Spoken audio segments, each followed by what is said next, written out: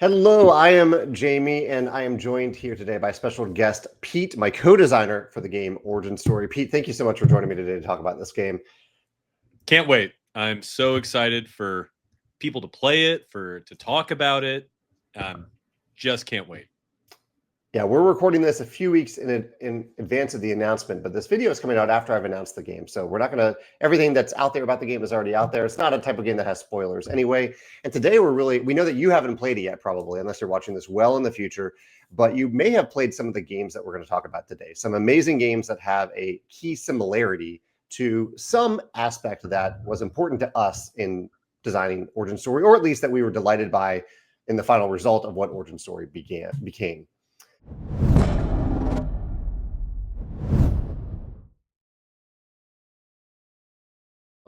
We each have a top 5 list today, and I have a few honorable mentions. And Pete, I haven't prompted you with these, but you're good thinking on your feet, so you might think of some examples too. So the first one I have is overlapping combos. I really like how in Origin Story you can end up putting cards on your tableau that kind of play off one another. And the example I named for this is the game Castle Combo. But there are lots of games that have combos that pile on and overlap with one another. Anything that comes to mind, that a game of that style that you like? The first thing that comes to mind for that would be something like Res Arcana, where you're building out a tableau and each card has its own effect, but it's actually really good because this one generates this resource that this one eats up, that kind of thing. Yeah, I like that example a lot. The next category I had was, and this was a tough one for me to think of, games that have, so Origin Story is a 5-round game, and in the third round, there's a singular event. And Pete and I went back and forth during the design process to decide, like, should there be events every round? Should it be a variant? How many events should be in this game? We decided on one, so it would be like one big memorable moment of the game that's a little bit of a twist, but doesn't change the entire game. There aren't many other games that do that specific thing, though. Like Quacks of Quedlinburg has one event per round. There are lots of games that have one event per round. And the Wind Gambit from one of the Scythe expansions changes the rules of the game a little bit based on the abilities that it gives airships for that game. That changes the shape of it a little bit. Can you think of any game that has a singular event that happens one time but doesn't impact the whole game? So I have one example. Okay. There is a game called 1960 Making of a President. That is a historical game that uses the same system as Twilight Struggle. It's designed by one of the same designers as Twilight Struggle. And it's about the 1960 presidential election between JFK and Richard Nixon. But for one round of the game and one round only, instead of playing the regular game, you do a presidential debate where you are using cards that you set aside to play a sort of almost like area majority, even almost trick-taking, totally different game that then is going to affect the board state before the final round. That is an awesome example for this. And really cool that another game like that exists that has something like that. Well done, Pete. Yeah. I searched high and low for a game that had that, so I'm glad you found one. It's 3 more categories, quick ones. One, superhero-themed games. This is a superhero-themed game. It is not an IP game. These are all creations of the amazing artist Clementine Campardo. Many different examples of this. I think my favorite, I'm going to say, is Marvel Dice Throne. What is your current favorite superhero game, Pete? So I'll go for actually a superhero trick-taking game. There's one called Tricky Time Crisis, where each suit represents a different superhero, and then one suit is the super villain. And in that game, you end up kind of forming partnership with the players because the villain card is worth a higher value. And whoever plays a villain card, everyone else has to play a hero card. And then you see if the heroes combined defeated the villain in that trick. Okay. I still need to play that one. I've heard you and Paul speak very highly about it. If you all like hearing Pete talk here, Pete is on the Decision Space podcast. You can hear him share a lot of different thoughts about a variety of games.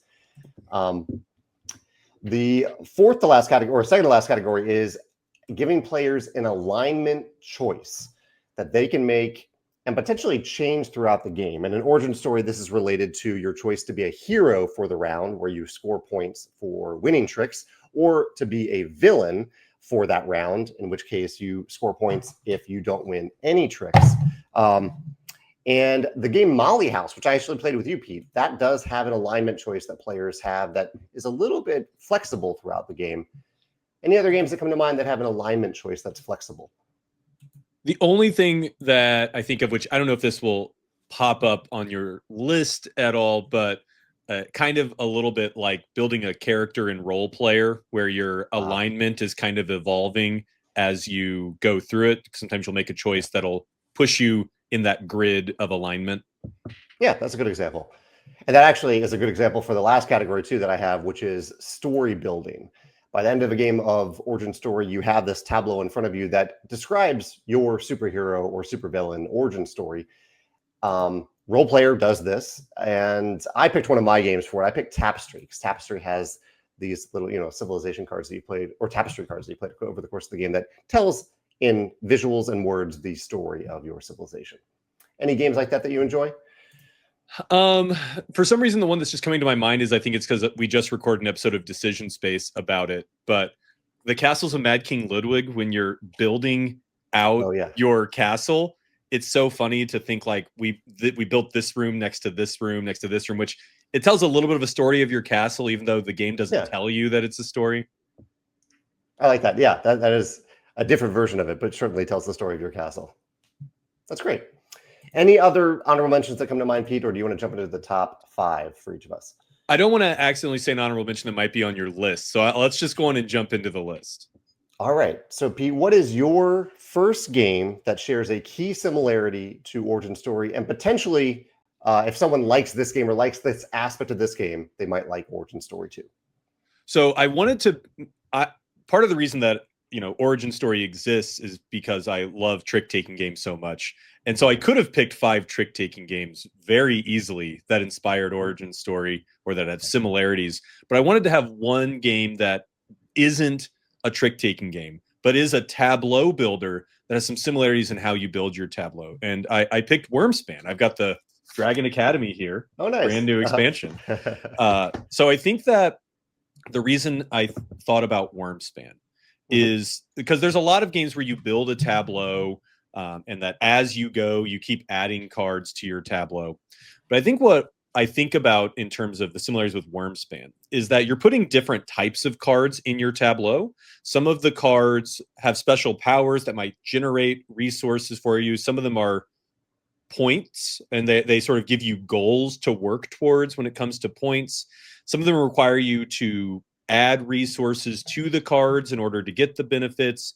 And so the fact that you're building a tableau that works in different ways, that might require you to spend resources, or maybe are just giving you goals to work towards as you play, the fact that this tableau has a diversity of effects on the game is kind of similar to Origin Story, because some of the cards in your tableau give you goals for points to work towards, whereas other ones are giving you special abilities to help towards those goals, but they're all just cards you're putting in your tableau.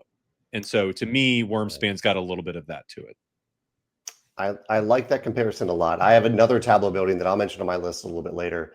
But obviously I love Wyrmspan. And another comparison here is if you love the art of Wyrmspan, the artist is the same for Origin Story, Clementine Campardo. I actually didn't even think about that when I made that my choice. But yes, if you like how Wyrmspan looks, absolutely you will like how Origin Story looks. So yeah, tableau building is definitely a core part of Origin Story. I think that's a great example. And I'm going to repeat some of the things you talked about a little bit later with a different game. So Pete's number 5, Wyrmspan there. My number 5, let me switch it up on the visuals here. My number 5 is a game that I just played for the first time yesterday. It wasn't on my list when I originally created it, but having played it, I'm like, I think this game belongs on this list. So this game is called Apistocracy. Did you play this at Design Day by any chance, Pete? So I remember seeing it this was at Design Day the same year that I brought a trick-taking game and my friend Paul Solomon brought a trick-taking game. So it felt like that Design Day, there was a convergence of trick-taking. And I've met the designer before, but I have not gotten a chance to play it. Yeah, Heather is the designer, the producer, the artist even of this game.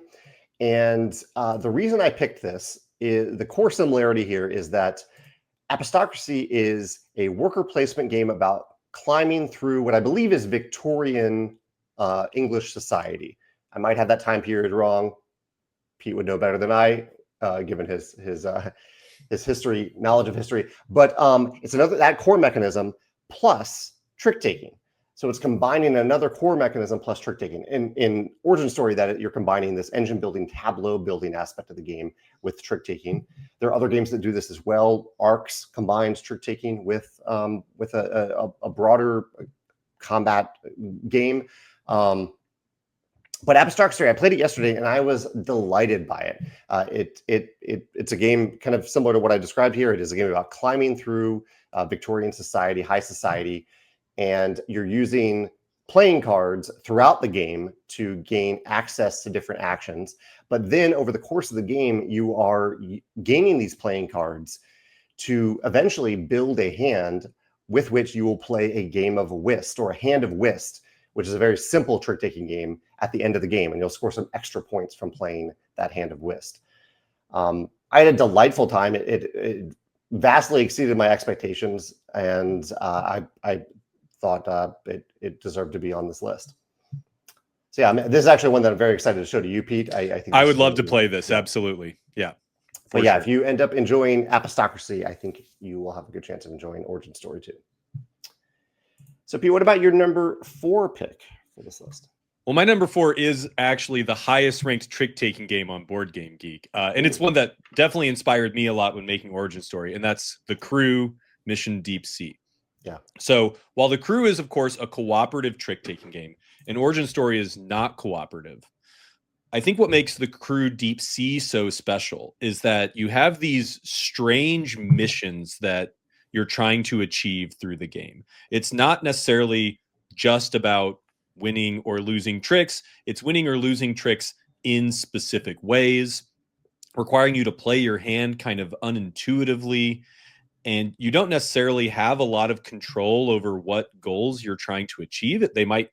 You're going to put out a random flop of goals, and then you're going to draft a goal that you think you might be able to pull off based on the cards that you're dealt. So the reason I think that that's going to have some similar feelings to Origin Story is that you're going to get dealt a hand of cards, and then you're going to choose one power from a selection of 3 to add into a tableau, and then you're going to choose which cards in your tableau to activate.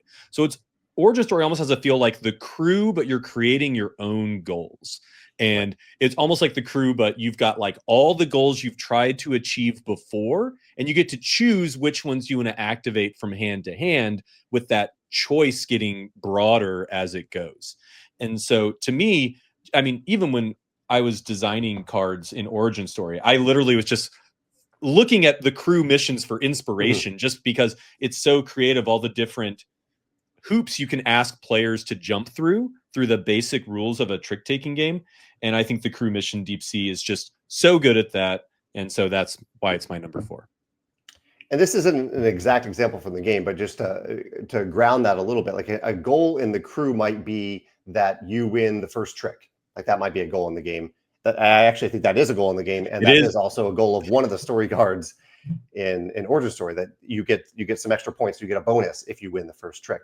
And so if you're like the leader of that round, then you might think, okay, I have a good chance of doing this. I'll use this ability right now. Correct. Or for example, maybe a goal that would say, take no cards of one suit. Right. And you might have a card like that in your tableau in Origin Story, but you might not activate it if you happen to draw a bunch of high cards of that suit. So that choice to give yourselves goals based on your hand, of course, in this one, in a competitive game compared to The Crew, but that's why it's my pick.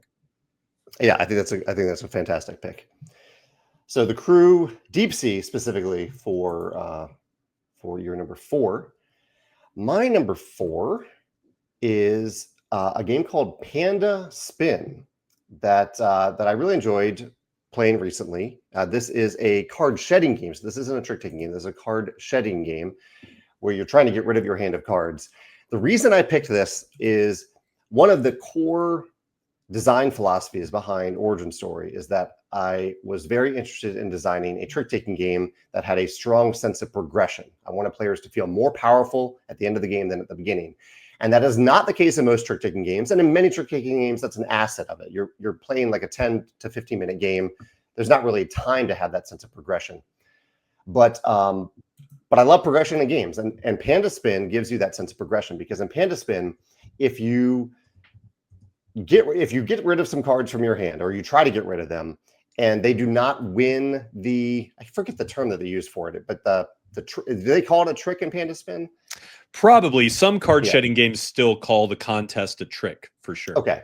The contest, the trick, that moment where I put some cards in, and if those aren't if I don't put in the best set of cards into that contest or that trick, I have to take those cards back into my hand. I don't actually get to shed them. But the twist is, the spin in Panda Spin is that I get to flip those cards around. And that's what we're seeing here. These cards with the blue, I have rotated them in my hand so that they are now better. I have progressed in the game. I've leveled up. I can use those cards more powerfully the next time I play them. And then they're gone from my hand forever. I really, really enjoyed that sense of progression in Panda Spin, especially since it takes a moment of the game where you have kind of failed. You have failed to get rid of these cards, and it turned it into something that feels really, really good in the game. So yeah, Panda Spin would be my number 4 pick. Yeah, that's a great pick. I think that a lot of the idea behind Origin Story, and a lot of the idea behind some of the games on my list here, is the idea of taking traditional style card game, which of course trick taking is, card shedding is, but saying, what if we add some like modern design, special power kind of stuff to that? How does that enhance the experience? And I think Panda Spin's a great example of that for card shedding. So that segues well into your number 3 pick here. What did you pick there? So my number 3 pick is another trick taking game. This one is a little bit more obscure, I think, and this is a game called Bug Council of Backyardia. Now, Bug Council of Backyardia's core design twist, as you can see here on the picture, is that it has a Mancala system to determine the hierarchy of the suits. So all the sections there of that wheel are the suits of cards. And if you play the low number of the lead suit into a trick, you get to pick up all the cubes off one and then, take them around Mancala style. And so it changes the strength of the suits. That's an amazing twist to the game. It's not the part of the game that is similar to Origin Story and inspired Origin Story. A key thing that it inspired in Origin Story is the way that our alignment system works. One of the core hooks in Origin Story is that you don't bid unless you happen to have a card that asks you to bid in your tableau. And we didn't want to do bidding in the game because the powers make it increasingly difficult to bid, because everyone else has different powers going on. It's difficult to predict exactly how many tricks you're going to win when there's all these special effects. But we wanted to tie the alignment system to some sort of declared objective. And so in Bug Council of Backyardia, you don't bid, but before the hand starts, you declare whether you want tricks or if you don't. You basically can say, I want to take tricks or I'm going nil. And in that situation, you get points per trick if you said you want tricks. You don't get points per trick if you, I think it's called no loyalty or something. And however, if you happen to successfully take 0 tricks, you get a large bonus, which is very similar to the hero villain mechanism in Origin Story. And what I like about that is the fact that you have to declare up front if you're going to try and win 0 tricks is a signal to the other players to try and mess you up. If it was just, if you happen to win no tricks, you get points, that's not very dynamic. You might kind of luck your way into it or whatever. But the fact that you're informing the table, I'm kind of trying to shoot the moon here, that creates a really cool dynamic. It's a lot easier to track than bidding because you either want tricks or you don't. And I think it makes the game more interactive. And so I like it in Bug Council of Backyardia. And I actually think it works perfectly for that villainous mechanism in Origin Story. Yeah, and that ties back to the honorable mention category of alignment and alignment choice. And you're making that choice hand by hand in this game, just like in Origin Story. Yeah. My next game also talks a little bit about bidding. This is one of my favorite trick-taking games of all time, and this is Skull King. I love Skull King.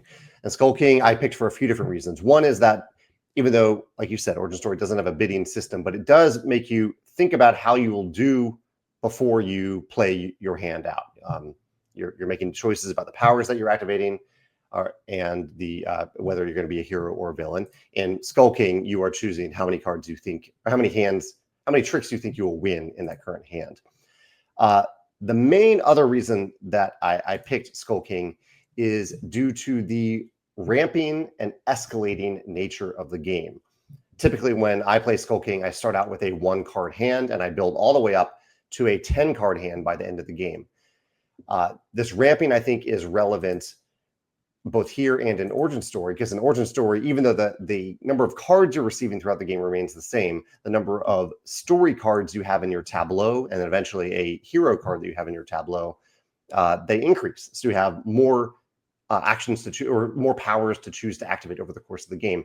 That can add a little complexity to the game, but it starts off very simple at the beginning of the game. You only have your core character power and one other story card that you've chosen at that point.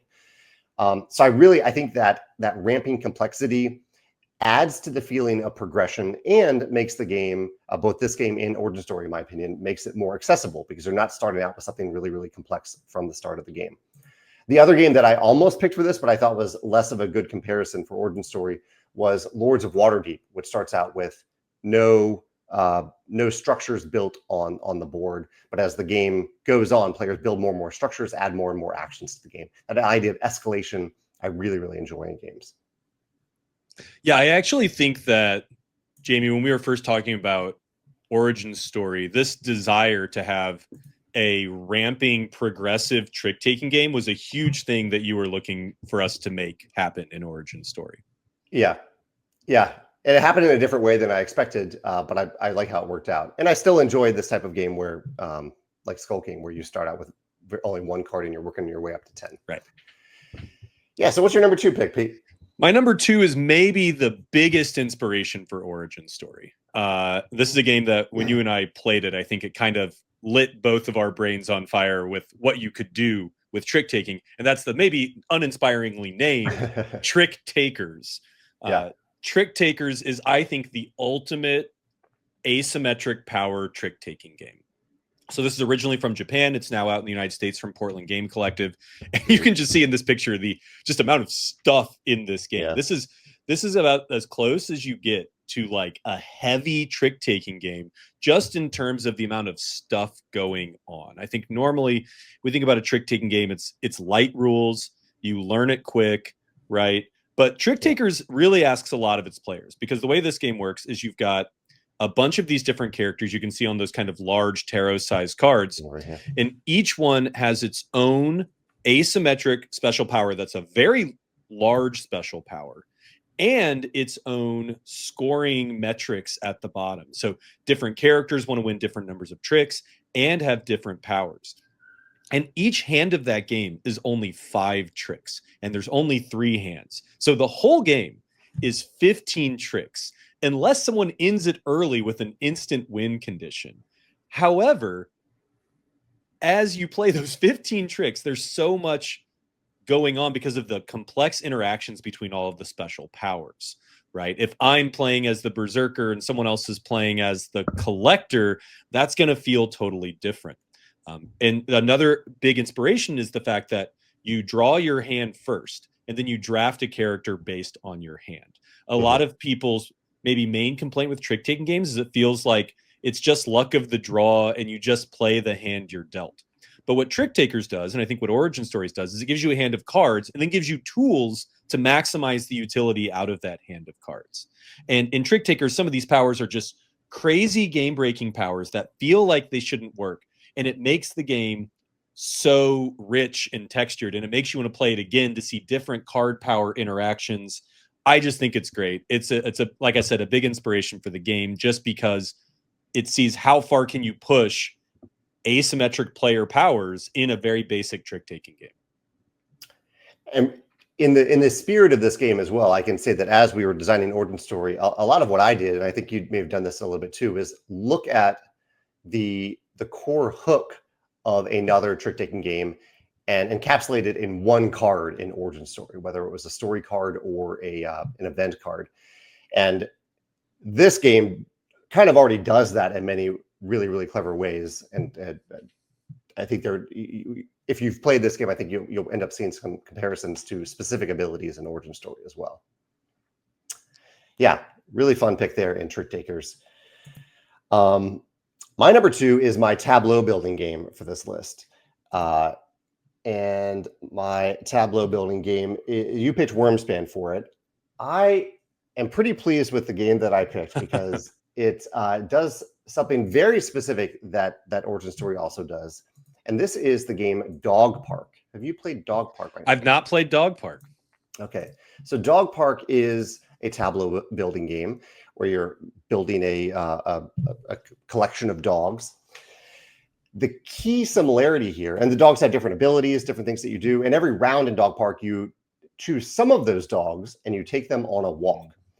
And that is the key similarity here to Origin Story in that it is a tableau building game where each round you are not activating your entire tableau. You're choosing a few specific cards to activate. In Dog Park, I believe the number is 3 based on this player mat. You might be able to expand that by 1, but I think it's usually 3. So you're essentially choosing 3 cards that you can afford to go on that walk with you. You have to entice them to go on the walk, and they go on the walk with you. But you're selectively choosing which of the dogs match up with your goals for that specific round, which is very similar to Origin Story, executed in a very different way because this is it's a one-way track style game like Tokaido versus Origin Story being a trick-taking game. But I really like this selective tableau/engine building style of Dog Park, and that carried over to Origin Story as well. That's a great pick. I was trying to think of a game that has a similar element, so that's awesome for sure. Yeah, that is Dog Park as my number 2.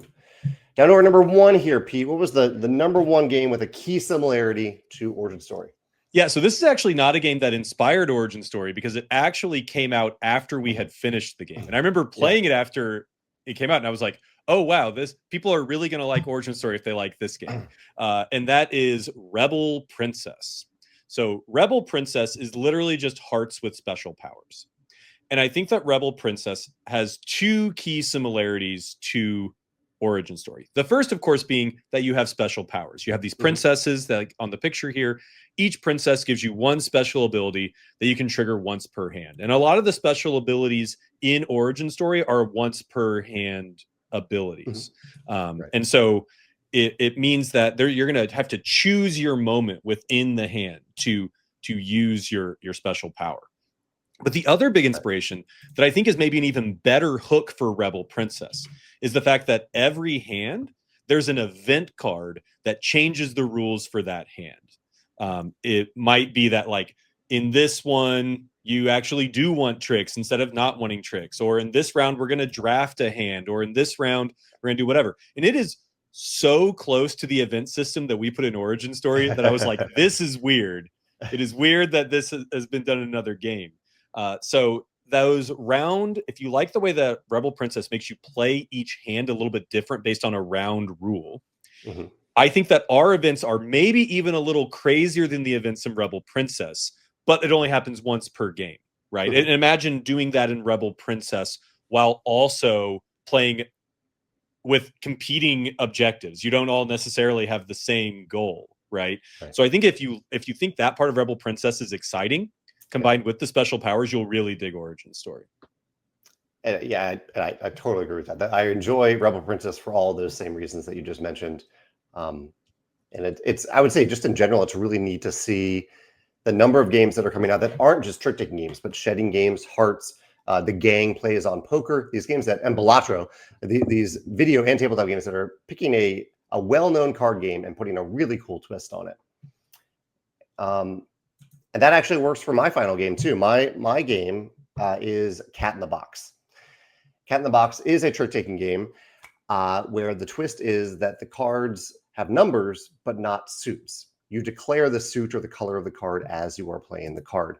And so the reason I picked Cat in the Box, one, I love the game. I think I would say this is my favorite trick-taking game. I really, really love this game. So trick-taking is 1. 2, it has that core hook. And Origin Story is a little bit different in that it has a lot of different hooks, but I would say the main hook, at least for me, for Origin Story, is that it does have that sense of progression and engine building and tableau building. So that is the main hook that I think of when I think of Origin Story. Also, though, that it is a multi-round game. Not every trick-taking game is a multi-round game. Sometimes you're just playing for one hand, and that is the game.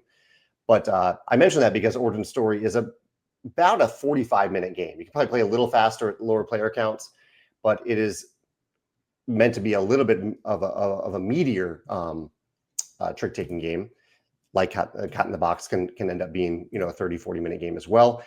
And last, that there are, similar to Skull King, that there are specific bid types. You're bidding, like right here, you're bidding to win 1, 2, or 3 tricks very specifically, and there's a big amount of meaning to that in Cat in the Box, related to a spatial minigame that you're also playing as well. So yeah, I think Cat in the Box is the number one game I would pick that has a number of key similarities to Origin Story. If you like this game, I think you have a good chance of liking Origin Story as well. Yeah. Yeah. All right. So can I sneak a final honorable mention in? Of course. One that I didn't mention because I didn't know if it would show up on your list or not. It's another trick-taking game, but I actually think that one that's been really popular this year is the Fellowship of the Ring trick-taking game. Yes. Yeah. And the reason I think the Fellowship of the Ring trick-taking game works here too is, first of all, it's got the goals like the Crew. Yeah. But the other big thing is that it attempts to tell a thematic story using a basic trick-taking game. Yeah. And I think the idea of connecting goals and powers to a story and a theme in what is a very abstract, old traditional style of game is something that game does really well. And it's one of the big elements of Origin Story too. Yeah, that is a great point, that you are telling a story as you are playing the game that contributes to the narrative arc of the game in both cases. Yeah, I really like that. You don't get a lot of trick-taking games that tell a story. And so I think that Origin Story does that, and definitely Fellowship of the Ring does that.